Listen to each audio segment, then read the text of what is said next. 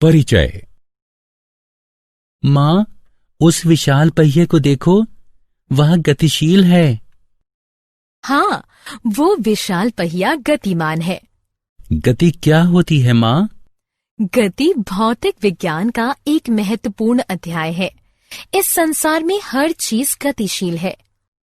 वो कैसे? हालांकि वो बहुत कम और बहुत धीरे धीरे गतिमान हो सकती है, लेकिन हर चीज गतिशील होती है। लेकिन मैं तो गतिशील नहीं हूँ। यद्यपि तुम खड़े हुए प्रतीत होते हो, लेकिन पृथ्वी सूर्य के चारों तरफ घूम रही है और सूर्य हमारी आकाश गंगा के चारों तरफ घूम रहा है। गति कभी नहीं रुकती। माँ, मैं गति के बारे में और अधिक जानना चाहता हूँ। कृपया मुझे बताओ। ठीक है, चलो पहले घर चलते हैं, फिर मैं तुम्हें गति के बारे में बताऊंगी। उद्देश्य। इस पाठ के अंत में आप निम्न करने में सक्षम हो जाएंगे: गति को परिभाषित करना, सरल रेखीय गति का वर्णन करना, एक समान गति तथा असमान गति को समझना, चाल की गणना करना, वेग को परिभाषित तथा गणना करना, त्वरण को परिभाषित करना, गति के ग्राफीय प्रदर्शन को समझना, एक समान वृत्तीय गति का वर्णन करना। गति को समझना। गति दर्शक की स्थिति पर निर्भर करती है।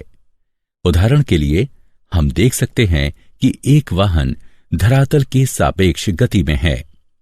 विभिन्न दर्शक किसी वस्तु की गति को अपने अनुसार देख पाते हैं। या फिर हम कह सकते हैं, अगर कोई वस्तु गतिमान है तो उसकी स्थिति दर्शक के सापेक्ष परिवर्तित होती है।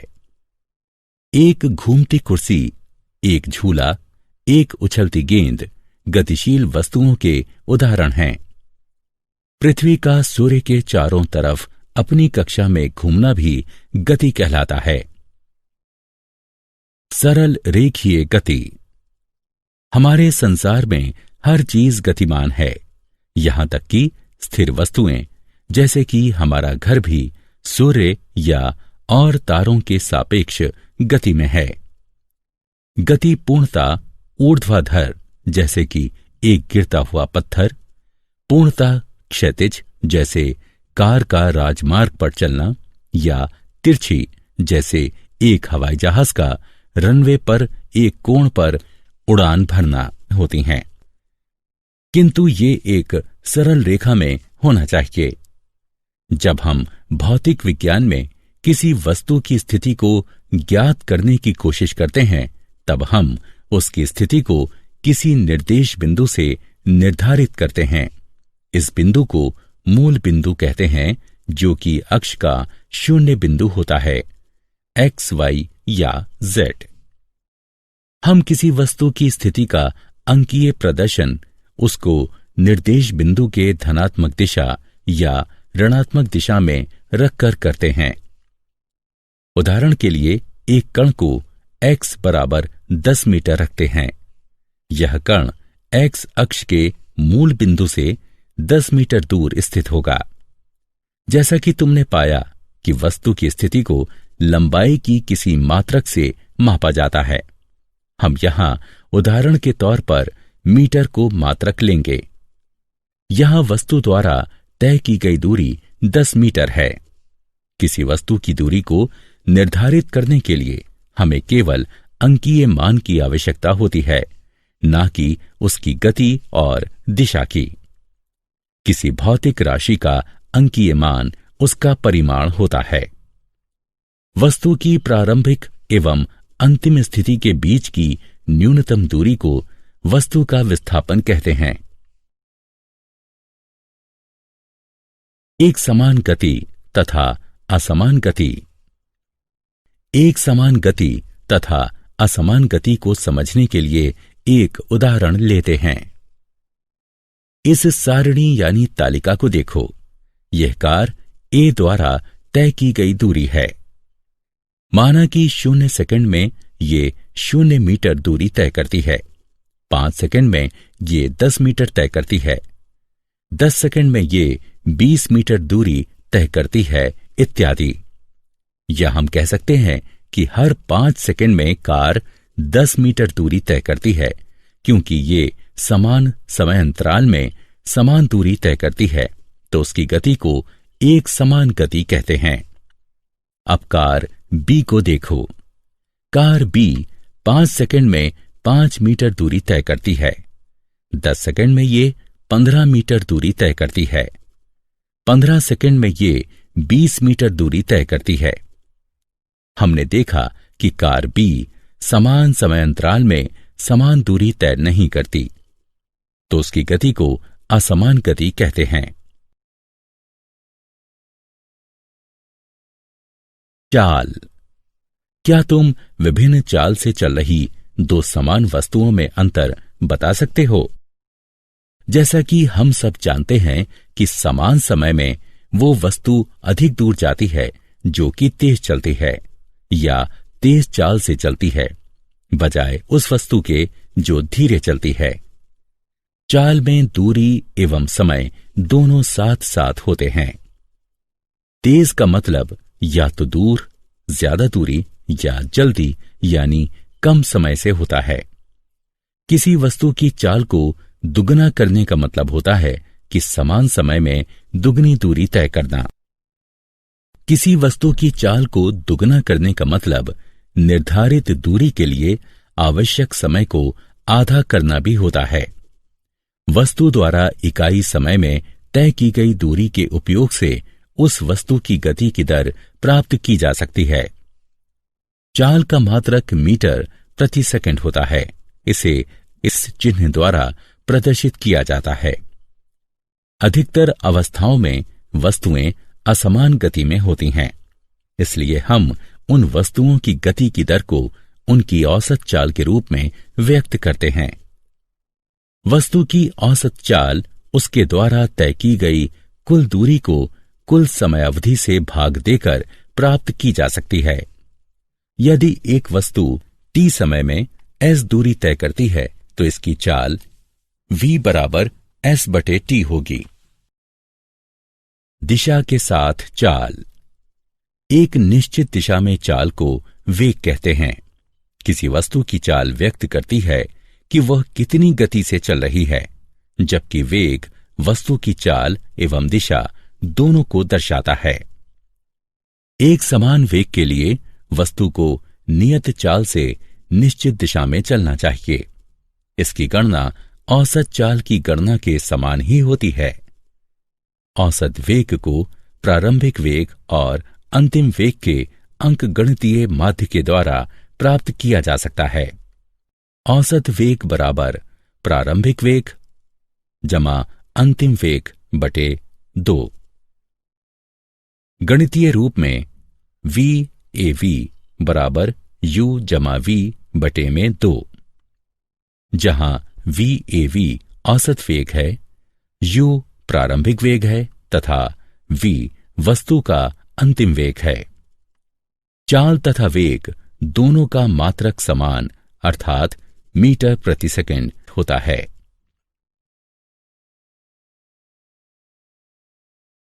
वेग में परिवर्तन की दर। वस्तु के प्रति इकाई समय में वेग परिवर्तन की माप को त्वरण कहते हैं। एक दिशा में त्वरण वस्तु की गति के बढ़ने या घटने का माप है। त्वरण वेग के परिमाण एवं दिशा में परिवर्तन की दर को व्यक्त करता है। त्वरण का मात्रक मीटर प्रति वर्ग सेकंड है। वस्तु के प्रति इकाई समय में वेग परिवर्तन की माप है, अर्थात त्वरण समय अवधि में वेग परिवर्तन के बराबर होता है। यदि एक वस्तु का वेग प्रारंभिक वेग u से t समय में बदलकर v हो जाता है तो त्वरण a निम्न होगा, a बराबर v घटा u बटे में t। एक समान या नियत परिमाण वाले त्वरण एक प्रकार की गति होती है जिसमें इसका वेग समान समय अंतराल में समान रूप से बदलता है। दूसरी ओर यदि एक वस्तु का वेग असमान रूप से बदलता है तो वो असमान त्वरण से चलती है।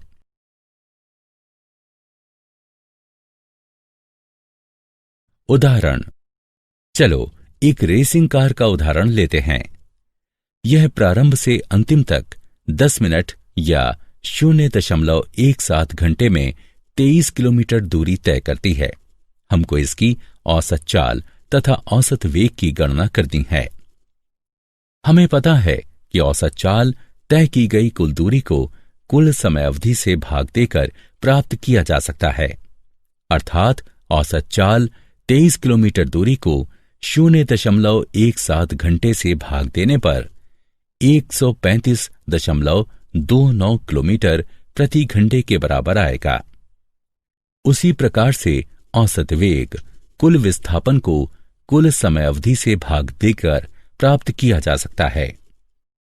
जैसा कि हम चित्र में देख सकते हैं कि कुल विस्थापन 4 किलोमीटर है, इसीलिए औसत वेग 4 किलोमीटर को 0.17 घंटे से भाग देने पर 23.53 किलोमीटर प्रति घंटे के बराबर आएगा।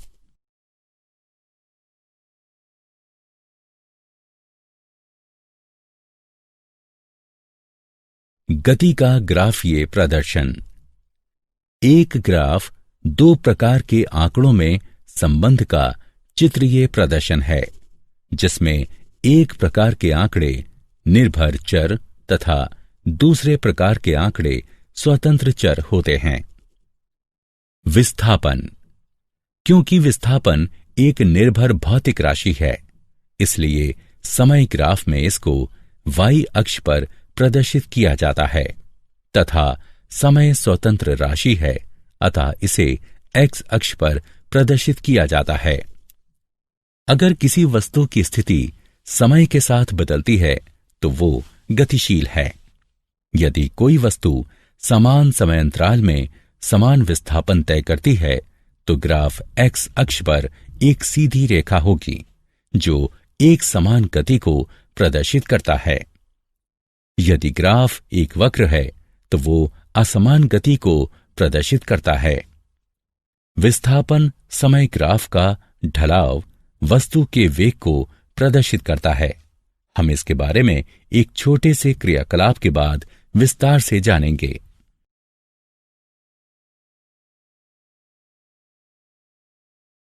दूरी समय ग्राफ। दूरी समय ग्राफ के द्वारा हम गति के बारे में काफी अध्ययन कर सकते हैं। चलो अक्षों को देखते हैं। समय हमेशा x अक्ष पर यानी ग्राफ के निचले हिस्से पर अंकित किया जाता है। x अक्ष पर जितना दाईं तरफ बढ़ेंगे उतना ही समय प्रारंभ से ज्यादा होगा। दूरी हमेशा y अक्ष पर यानी ग्राफ की भुजा पर अंकित किया जाता है। ग्राफ में हम जितना ऊपर की तरफ बढ़ेंगे उतनी ही प्रारंभ से दूरी ज्यादा होगी। यदि कोई वस्तु गतिशील नहीं है तो उसको दूरी समय ग्राफ पर एक क्षैतिज रेखा से प्रदर्शित किया जाता है। हम देख सकते हैं कि अगर समय ग्राफ में दाईं तरफ बढ़ रहा है लेकिन दूरी में कोई परिवर्तन नहीं हो रहा है तो वो गतिशील नहीं है। हम ये कहते हैं कि वो वस्तु स्थिर है। यदि कोई वस्तु एक नियमित गति से गतिमान है तो वो दिए गए समय में समान दूरी से बढ़ेगी। ग्राफ में हम देख सकते हैं कि समय दाईं तरफ बढ़ रहा है तथा दूरी समय के साथ नियमित बढ़ रही है। इसका मतलब है कि वस्तु नियत गति से चलती है। नियत गति को ग्राफ में एक सीधी रेखा से प्रदर्शित किया जाता है। वेग समय ग्राफ। वेग समय ग्राफ को चाल समय ग्राफ भी कहा जाता है। चाल समय ग्राफ दूरी समय ग्राफ जैसा दिखाई पड़ता है। समय x अक्ष पर अंकित किया जाता है। चाल या वेग हमेशा y अक्ष पर अंकित किया जाता है। चाल समय ग्राफ पर एक सरल क्षैतिज रेखा दर्शाती है कि चाल नियत है, अर्थात ये समय के साथ बदल नहीं रही है। जब ग्राफ बढ़ती चाल को दर्शाता है तब गतिशील वस्तु त्वरित हो रही है। जब ग्राफ घटती चाल को दर्शाता है तब गतिशील वस्तु मंदित हो रही है। यह वस्तु के असमान त्वरित गति का वेग समय ग्राफ है। ग्राफीय विधि से गति के समीकरण। गति के 3 समीकरण निम्नलिखित हैं। v बराबर u जमा at, s बराबर ut जमा 1/2 at वर्ग, 2as बराबर v का वर्ग घटा u का वर्ग, जहां u वस्तु का प्रारंभिक वेग है जो कि t समय के लिए एक समान त्वरण a से चलती है, v अंतिम वेग है तथा t समय में वस्तु के द्वारा तय की गई दूरी s है। पहला समीकरण वेग एवं समय में संबंध व्यक्त करता है। दूसरा समीकरण समय एवं स्थिति के बीच संबंध व्यक्त करता है। तीसरा समीकरण वेग एवं स्थिति के बीच संबंध व्यक्त करता है, जिसे पहले तथा दूसरे समीकरण से प्राप्त किया जा सकता है। वेग समय संबंध के लिए समीकरण। कोई वस्तु जो कि एक सरल रेखा में एक समान वेग से चल रही है, माना कि समय t बराबर 0 पर इसका एक समान त्वरण a है, जबकि इसका प्रारंभिक वेग u है। त्वरण के परिणाम स्वरूप इसका वेग t समय में बढ़कर v यानी अंतिम वेग हो जाता है तथा t समय में वस्तु s दूरी तय करती है। चित्र वस्तु की गति के वेग समय ग्राफ को दर्शाता है। vt ग्राफ का ढलाव गतिशील वस्तु का त्वरण दर्शाता है। अतः त्वरण बराबर ढलाव बराबर ab बराबर bc बटे ac बराबर v घटा u बटे t घटा o, अथवा a बराबर v घटा u बटे t, v घटा u बराबर at, v बराबर u जमा at, जो कि गति का पहला समीकरण है। समय स्थिति संबंध के लिए समीकरण। माना कि कोई वस्तु t समय में a त्वरण से s दूरी तय करती है। वस्तु के द्वारा तय की गई दूरी वेग समय ग्राफ में घिरे क्षेत्र द्वारा प्राप्त की जाती है। अतः तय की गई दूरी s बराबर समलंब ABDO का क्षेत्रफल बराबर आयत ACDO का क्षेत्रफल जमा DABC का क्षेत्रफल बराबर OD गुणा OA जमा 1/2 BC गुणा AC बराबर T गुणा U जमा 1/2 V घटा U गुणा T। हल करने पर हमें प्राप्त होगा बराबर UT जमा 1/2 V घटा U गुणा T। गति के पहले समीकरण से हम जानते हैं कि V घटा U बराबर AT है, या हम लिख सकते हैं कि V बराबर U जमा AT। अतः S बराबर UT जमा 1/2 AT गुणा T। S बराबर UT जमा 1/2 AT वर्ग। यह गति का दूसरा समीकरण है।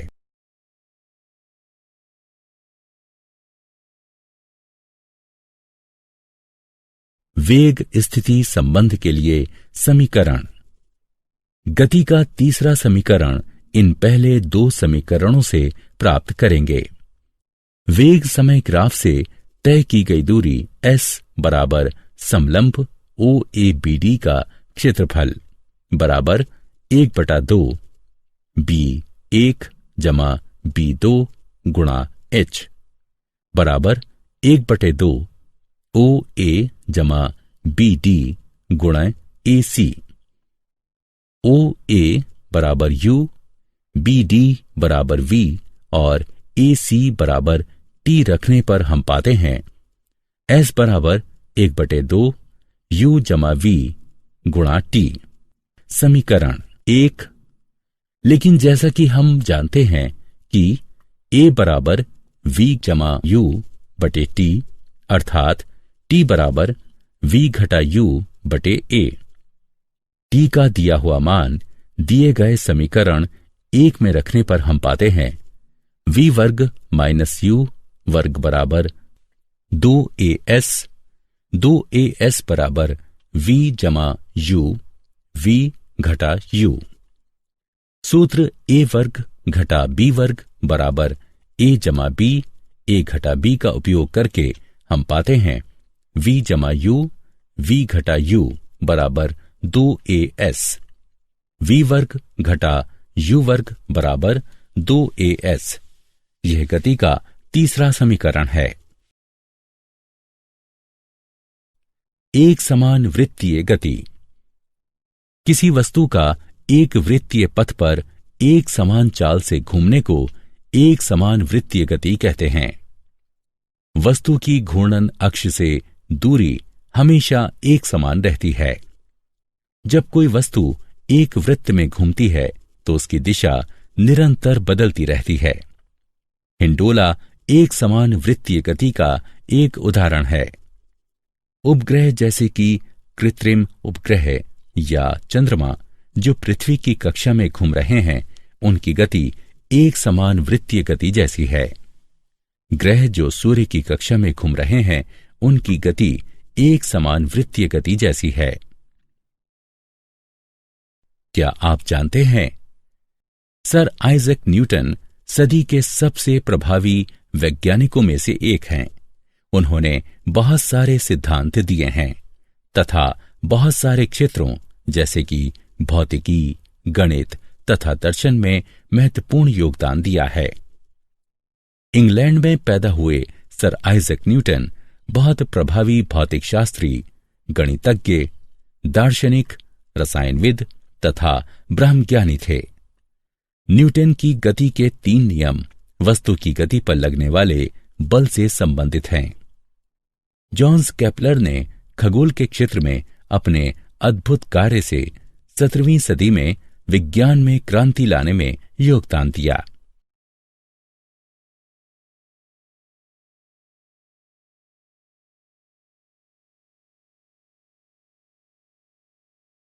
सारांश। आइए हमने जो कुछ सीखा है उसे संक्षेप में दोहराएं। स्थिति में परिवर्तन एक गति है।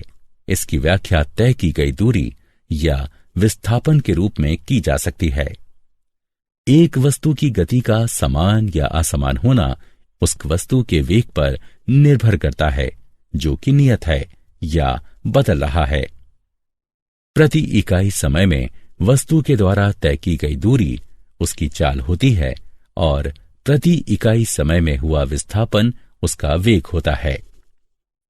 किसी वस्तु का त्वरण प्रति इकाई समय में उसके वेग में होने वाला परिवर्तन है। ग्राफों के द्वारा वस्तु की समान और असमान गति को दर्शाया जा सकता है। एक समान त्वरण से चल रही एक वस्तु की गति की व्याख्या निम्न 3 समीकरणों के माध्यम से की जा सकती है। v बराबर u जमा at, s बराबर ut जमा 1/2 at वर्ग, 2as बराबर v वर्ग घटा u वर्ग, जहां u वस्तु का प्रारंभिक वेग है जो कि t समय के लिए एक समान त्वरण a से गति करती है। इसका अंतिम वेग v है और t समय में तय की गई दूरी s है। अगर कोई वस्तु वृत्तीय पथ पर एक समान चाल से चलती है तो उसकी गति को एक समान वृत्तीय गति कहा जाता है।